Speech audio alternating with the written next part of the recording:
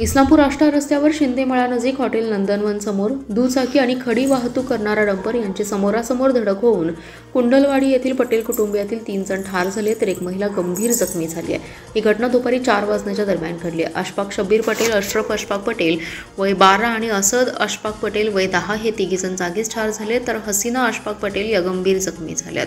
जखमी हसीना यांना उपचारासाठी सांगलीतील शासकीय रुग्णालयात दाखल करण्यात आले। मोटरसायकलीवरून अशफाक पटेल पत्नी आणि मुलांसह मिरज येथून वीजचं साहित्य खरेदी करून इस्लामपूरच्या दिशेने निघाले होते। आष्टा शिंदेमळा येथील हॉटेल नंदनवन समोर आले असता समोरून भरधाव वेगाने आष्ट्याच्या दिशेने येणारा खडी वाहतूक करणारा डंपर यांची समोरासमोर धडक झाली। या दुचाकीवरील चौघेही उडून रस्त्यावर फेकले गेले। चौघांच्याही डोक्यात जोरात मार लागल्याने अशफाक पटेल, त्यांचा मुलगा अशरफ आणि असद हे जागीच ठार झालेत तर अशफाक यांच्या पत्नी हसीना गंभीर जखमी झाल्या। जखमी हसीना यांना उपचारासाठी सांगली येथील शासकीय रुग्णालयात दाखल करण्यात आले।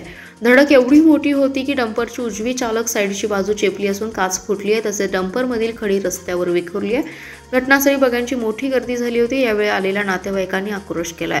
मृत अशफाक पटेल हे आचारी काम करत होते तर मयत अशरफ 5वीत आणि असद 3रीत शिकत होता।